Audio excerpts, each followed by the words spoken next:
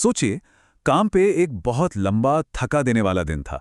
अब बस एक ही चीज दिमाग में है, किसी तरह घर पहुंचना है और बस सो जाना है ना? हम सब ने यह महसूस किया है।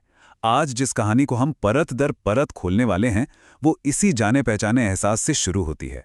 हमारी कहानी की जो हीरोइन है निशा, वो भी बस यही सोच रही है। लेट नाइट शिफ्ट खत्म हुई है, आंखें भारी हैं और दिमाग में बस एक ही आवाज गूंज रही है, यार बस एक कैब मिल जाए। बिल्कुल वैसी ही शुरुआत जो दिल्ली, मुंबई, बैंगलोर, किसी भी शहर की रात की हो सकती है। और बस यही कहानी पूरी तरह पलट जाती है, क्योंकि कुछ सफर वो घर पर खत्म नहीं होते। आज हम जिस कहानी का विश्लेषण कर रहे हैं ना, उसमें घर तक का एक बिल्कुल नॉर्मल सा सफर एक ऐसा खौफनाक मोड़ लेता है जिसकी कोई कल्पना भी नहीं कर सकता। तो चलिए इस कहानी के स्ट्रक्चर को समझते हैं कि कैसे ये हमारे आम से लगने वाले डर को एक बिल्कुल नया डरावना रूप देती है। तो कहानी की शुरुआत होती है एक बिल्कुल आम रात से, लेकिन यहीं पर राइटर बहुत चालाकी से छोटे छोटे हिंट्स छोड़ना शुरू कर देता है, वो सुराग जो आने वाले खतरे की तरफ इशारा कर रहे हैं। तो मिलते हैं हमारे मेन कैरेक्टर्स से। ये है निशा, जो बस घर जाना चाहती है, और ये है ड्राइवर महेश पाटिल। लेकिन यहीं पर एक अजीब बात है, ये लगातार तीसरी रात है कि उसे वही ड्राइवर मिला है। अब देखिए, पहली नज़र में ये एक इत्तेफाक लग सकता है ना? पर असल में ये कहानी का पहला रेड फ्लैग है, पहला इशारा कि बॉस कुछ तो गड़बड़ है।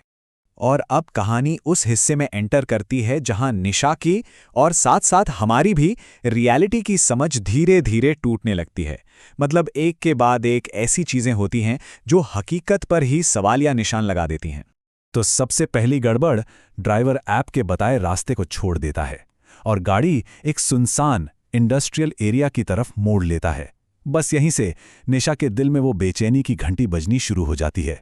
तो जाहिर है निशा उससे पूछती है, और ड्राइवर का जवाब वो इतना शांत और लॉजिकल है कि और भी अजीब लगता है। वो कहता है, ऐप का रास्ता हर बार सही नहीं होता मैडम। ये जो उसका शांत जवाब है ना, ये टेंशन को कम करने की जगह और बढ़ा देता है। अभी ये सब चल ही रहा होता है कि एक और अजीब बात होती है। कार के रेडियो पर अचानक साल 2012 का एक पुराना ऑल इंडिया रेडियो का बुलेटिन बजने लगता है। ऐसा लगता है जैसे टाइम में कोई क्रैक आ गया हो। ये कहानी में मिस्ट्री की एक और लेयर जोड़ देता है। और फिर उसे वही साईं दरबार फैमिली रेस्टोरेंट का बिलबोर्ड बार बार देखने लगता है। समझ रहे हैं, गाड़ी तो चल रही है लेकिन वो लोग कहीं जा नहीं रहे। ये एक क्लासिक हॉरर साइन है कि वो एक लूप में फंस चुकी है। अब कहानी में एक ऐसा ट्विस्ट आता है जो निशा की सिचुएशन को और भी कई गुना ज्यादा खौफनाक बना देता है। बाहर की दुनिया से एक कनेक्शन बनता है जो उसकी हकीकत को पूरी तरह से तोड़कर रख देता है।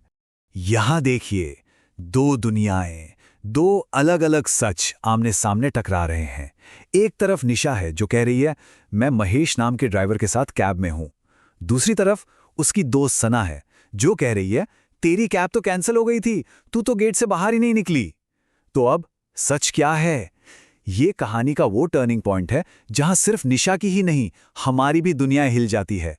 और ठीक जब टेंशन बिल्कुल पीक पर होता है, कहानी निशा को पूरी तरह से अकेला छोड़ देती है। उसका फोन डेड, बाहर की दुनिया से उसका जो एक कनेक्शन था, उसकी जो आखिरी उम्मीद थी, वो भी टूट जाती है। अब कहानी अपने क्लाइमैक्स की तरफ बढ़ती है। यहां अब तक का जो सारा डर था, सारा कंफ्यूजन था, वो एक ऐसी सच्चाई बनकर सामने आता है जो इस दुनिया की है ही नहीं। तो सवाल ये है कि आखिर ये महेश पाटिल है कौन? इसका जवाब छिपा है 1 साल पहले की एक रात में। ठीक इसी टाइम, इसी रास्ते पर महेश का एक भयानक एक्सीडेंट हुआ था जिसमें उसकी मौत हो गई थी। और अब उसकी आत्मा उसी आखिरी राइड को, उसी अधूरे सफर को बार बार जी रही है। और जानते हैं इस कहानी को और भी ज्यादा डरावना क्या बनाता है? महेश का मकसद। वो कोई बदला लेने वाला शैतानी भूत नहीं है। वो बस एक दुखी आत्मा है जो खुद फंसी हुई है। उसकी बातों में गुस्सा नहीं है, बस घर ना पहुंच पाने का एक गहरा, बहुत गहरा दुख है। और फिर टाइम फ्रीज हो जाता है। डैशबोर्ड की घड़ी 3:33 पर आकर जम जाती है। ये एक साफ संकेत है कि निशा अब नॉर्मल टाइम जोन में नहीं है, वो किसी और ही रियलिटी में कैद हो चुकी है। लेकिन फिर अचानक एक झटके से सब कुछ बदल जाता है। अंधेरा छटता है और ऐसा लगता है मानो निशा एक बुरे, बहुत बुरे सपने से जाग गई है और वापस नॉर्मल दुनिया में आ चुकी है। तो क्या वो सब बस एक सपना था? चलिए सबूत देखते हैं। निशा ऑफिस के बाहर एक बेंच पर सो रही है। टाइम हुआ है 2:59। फोन में 57% बैटरी है, नेटवर्क भी फुल है। और उसकी दोस्त सना भी वही बात कंफर्म करती है कि कैब तो कैंसिल हो गई थी। मतलब सारे सबूत तो यही कह रहे हैं कि ये बस एक बुरा सपना था। लेकिन एक सबूत पीछे रह गया है, एक ऐसा निशान जो चीख चीख कर कह रहा है कि वो सपना नहीं था। चलिए अब देखते हैं कहानी का आखिरी और सबसे ज्यादा रोंगटे खड़े कर देने वाला ट्विस्ट। जब उसे लगता है कि सब कुछ नॉर्मल हो गया है, निशा बस यूं ही आदत से मजबूर होकर अपने फोन की गैलरी खोलती है। एक बिल्कुल छोटा सा नॉर्मल सा एक्शन, लेकिन कहानी का सबसे बड़ा राज यहीं छिपा है। गैलरी में एक नई फोटो है, एक फोटो जो उसने कभी खींची ही नहीं थी। और उसका टाइम स्टैम्प 3:33। जी हाँ, बिल्कुल वही टाइम जब कैब में घड़ी रुक गई थी। ये तस्वीर इस बात का पक्का सबूत है कि महेश असली था, वो राइड असली थी।